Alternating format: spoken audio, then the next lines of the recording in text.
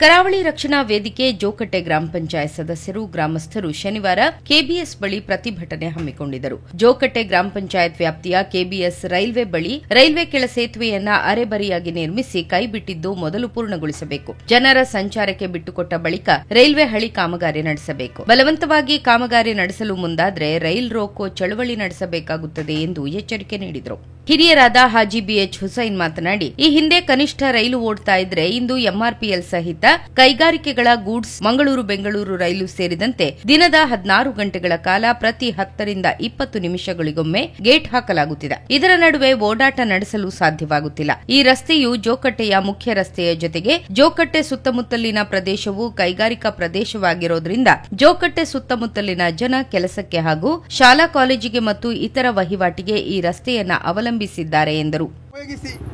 ಇವತ್ತು ಗೂಡ್ಸ್ಗಳು ಕೂಡ ಜಾಸ್ತಿ ಆಗಿದೆ. ಮಾತ್ರ ಅಲ್ಲ, ಇಲ್ಲಿ ಎಸ್ಟಿಸಿಎಲ್ ಸಂಸ್ಥೆ ಇದ್ದು ಅಲ್ಲಿಂದ ತೈಲ ಸಾಗಾಟವಾಗುವಂತಹ ಟ್ಯಾಂಕರ್ಗಳು ಸಂಚರಿಸುತ್ತದೆ. ಈ ರೀತಿ ಟ್ಯಾಂಕರ್ಗಳು, ಗೂಡ್ಸ್ಗಳು, ಟ್ರೈನ್ಗಳು ಹೋಗುವಂತಹ ಇನ್ನೊಂದು ಇಷ್ಟಿಷ್ಟ ಗೇಟ್ ಬೇರೆ ಇಲ್ಲಿ ಇಲ್ಲ. ಆದರೆ ಇಲ್ಲಿಯ ಜನ ಬಹಳ ಕಷ್ಟದಿಂದ ಬದುಕುತ್ತಾ ಇದ್ದಾರೆ. ಪ್ರತಿಯೊಂದು 10 ನಿಮಿಷಕ್ಕೆ ಈ ಗೇಟ್ಗಳು ಬೀಳ್ತಾ ಇದೆ. ಇದರಿಂದಾಗಿ ಇಲ್ಲಿಯ ಉದ್ಯೋಗಸ್ಥರಿಗೆ ತಪ್ಪ ಸಮಯದಲ್ಲಿ ಕಚೇರಿಗೆ ಹಾಜರಾಗಲು ಸಾಧ್ಯವಾಗುತ್ತಿಲ್ಲ. ಅಧ್ಯಾಪಕರುಗಳಿಗೆ ತಪ್ಪ ಸಮಯದಲ್ಲಿ ಸ್ಕೂಲಿಗೆ ಬರಲಿಕ್ಕೆ ಆಗುತ್ತಿಲ್ಲ.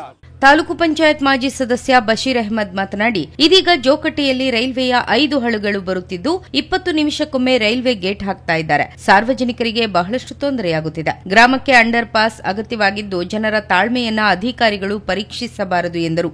ಜೋಕಟ್ಟೆ ರೈಲ್ವೆ ಕೆಳ ಸೇತುವೆಯನ್ನ ದ್ವಿಮುಖ ರಸ್ತೆ ಮಾಡಲು ರೈಲ್ವೆ ಇಲಾಖೆ ಮುಂದಾಗಬೇಕು. ಗ್ರಾಮ ಪಂಚಾಯತ್ ಸಾಮಾನ್ಯ ಸಭೆಯಲ್ಲಿ ನಿರ್ಣಯವಾಗಿದ್ದು ಹಾಗೂ ಗ್ರಾಮ ಸಭೆಯಲ್ಲಿ ನಿರ್ಣಯವಾಗುತ್ತದೆ. ಅರ್ಧ ಭಾಗ ಪೂರ್ಣವಾಗಿರುವ ಅಂಡರ್ ಪಾಸ್ ಅನ್ನು ಪೂರ್ಣಗೊಳಿಸಿ ಎಂದು ಪಂಚಾಯತ್ ಅಧ್ಯಕ್ಷರಾದ ಮೊಹಮ್ಮದ್ ಫಾರೂಕ್ ಸದರ್ನ್ ರೈಲ್ವೆಗೆ ಪಂಚಾಯತ್ ಪರವಾಗಿ ಮನವಿ ಅರ್ಪಿಸಿದರು.